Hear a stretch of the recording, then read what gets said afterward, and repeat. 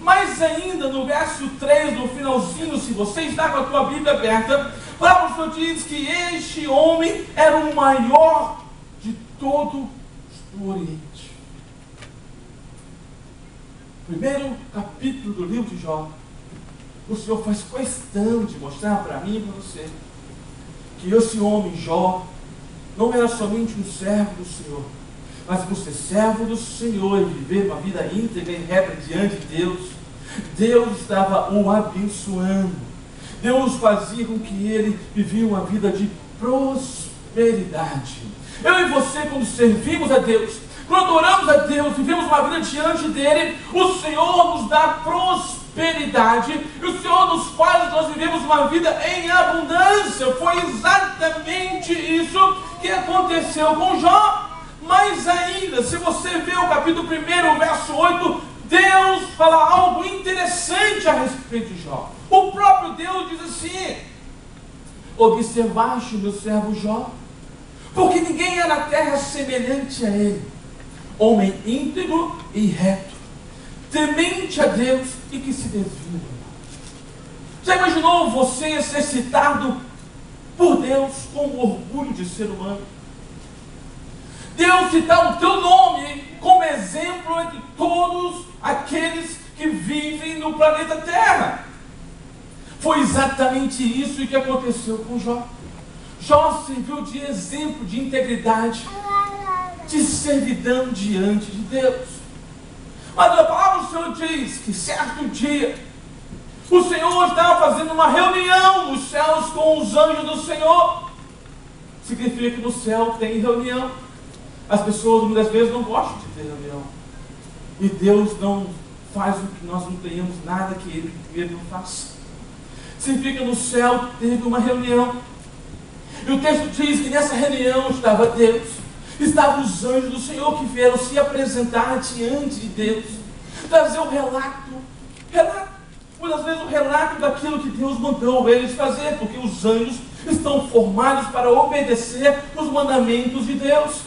Nesse dia era uma reunião a qual estava o Deus Todo-Poderoso, os anjos, e nessa reunião veio Satanás como intruso, porque Satanás ele é sempre entrão, ele não bate na porta, ele não pede licença, ele vem para arrombar, ele vem para matar, roubar e destruir, sem pedir permissão para entrar. E foi exatamente isso que ele fez, porque a reunião não era para ele, mas ele foi na reunião. Nessa reunião Deus pergunta para ele: de onde você vem? Ele fala: olha, eu venho sim de rodear a terra. Deus vira para ele: você vem de rodear a terra? Rodeou bastante, eu imagino Deus falando para ele: rodeou toda a terra. E Deus pergunta para ele: observaste o meu servo Jó? Tem servo do Senhor aqui nessa noite? Você é o servo do Senhor? Deus diz: observaste o meu servo Jó. Satanás vira para o Senhor e fala: realmente, ele é íntegro, ele é reto. Mas será que ele não tem motivos para ser o servo a qual ele é? Será que ele não serve o Senhor porque o Senhor está o abençoando muito? Será que ele não tem motivos para poder te servir da maneira que ele serve? Será que o Senhor não tem protegido ele tanto assim para ele poder te servir da maneira que ele te serve? O Senhor ouviu falar e fala o seguinte: Deus conhecia Jó, assim como Deus conhece a mim e conhece a você que é nessa noite. Deus conhecia Jó melhor do que ele mesmo, assim como o Senhor nos conhece melhor do que a mim e a você.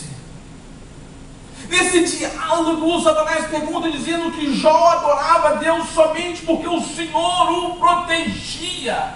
Então Deus fala o seguinte: vou te dar permissão, você pode ir lá e toca em tudo que Jó possui. Deus fez o quê? Deus permitiu. Satanás só faz alguma coisa contra o servo do Senhor se Deus permitir. Se Deus não permitir, ele não pode se aproximar de um servo de Deus, porque ele está debaixo da autoridade do Todo-Poderoso. E se é Deus que luta por mim e por você, ele não pode tentar contra mim e contra você, ao menos que Deus o autorize. Hanamai. Nós somos protegidos pelo Todo-Poderoso. Nós somos guardados pelos anjos do Senhor, porque os anjos do Senhor estão ao nosso redor, mas os anjos dos caídos, os demônios, estão ao nosso derredor. Deus permitiu e falou: pode ir, vai lá, toque em tudo o que Jó possui, toque em tudo o que ele possui. Foi exatamente o que aconteceu. Porque entenda uma coisa, meus irmãos, enquanto essa reunião acontecia no céu, no mundo espiritual, Jó nem imaginava o que estava acontecendo. Jó nem passava na mente dele que o nome dele estava sendo citado no céu. Enquanto toda essa reunião, toda essa conversa, todo esse diálogo estava acontecendo no mundo espiritual, Jó estava vivendo a vida dele normalmente, vivendo com os filhos deles, vivendo com os empregados dele, vivendo uma vida regalada como ele vivia. Porque Jó, meu irmão, era um homem que tinha uma posição tremenda na sociedade. Jó era um homem que tinha um status tremendo. Jó era um homem que vivia um nível maior na cidade onde ele vivia e entre o povo ao qual ele vivia. O capítulo 29, do verso 1 ao 18, diz que Jó, ao entrar na cidade onde ele morava, os idosos se levantavam, o povo o chamava de abençoado. Ele diz que ele era o socorro do órfão, que ele era os olhos do cego, que ele era os pés do coxo e o pai do necessitado. Sabe o que é isso? Jó era um homem muito importante na cidade onde ele vivia. Mas ele jamais imaginava que no mundo espiritual algo estava acontecendo. Mais ainda, Jó nem sonhava que algo estava prestes a acontecer na vida dele. Hoje você saiu de casa e veio aqui para adorar o Senhor. Você veio aqui, você louvou o nome dele, adorou o nome dele, está ouvindo a mensagem do Senhor. Mas o que vai acontecer contigo amanhã você nem imagina. O que vai acontecer com você daqui a meia hora você nem imagina.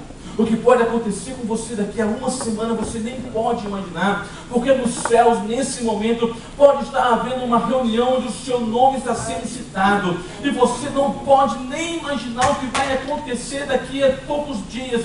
Isso mostra para mim e para você que nós temos que ter nosso pé firmado 24 horas. Temos que estar firme como um soldado que não vacila nem para a direita e nem para a esquerda, mas que está pronto para a batalha, não importa a hora que a batalha seja travada. Deus permitiu e exatamente aconteceu exatamente aquilo que estava se falando lá nos céus. Foi quando Deus deu autorização para o inimigo tocar em tudo que Jó possuía, começou então um drama tremendo.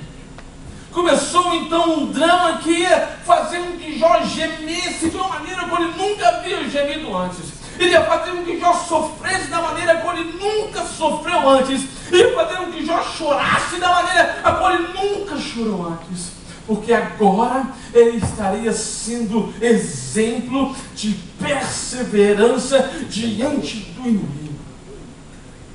A palavra do Senhor diz que no mesmo dia, no único dia, Jó perdeu todos os bois que ele tinha, Jó perdeu todos os jumentos que ele tinha, Jó perdeu todas as ovelhas, todos os camelos. Jó, meus irmãos, ele possuía um rebanho de 11.000 animais. Sabe o que é você perder 11.000 animais no mesmo dia? Sabe o que acontecia? Às vezes o servo estava cuidando das ovelhas no pasto e esse servo vinha correndo para Jó, houve alguma coisa, as ovelhas morreram. Outro servo vinha: Jó, é o seguinte, olha, o povo deu em cima dos teus camelos, roubaram os teus camelos e foi embora. Quando saiu o servo com a má notícia, entrava outro com a má notícia. Você imaginou como foi esse dia na vida de Jó, quando o dia inteiro só recebendo uma notícia?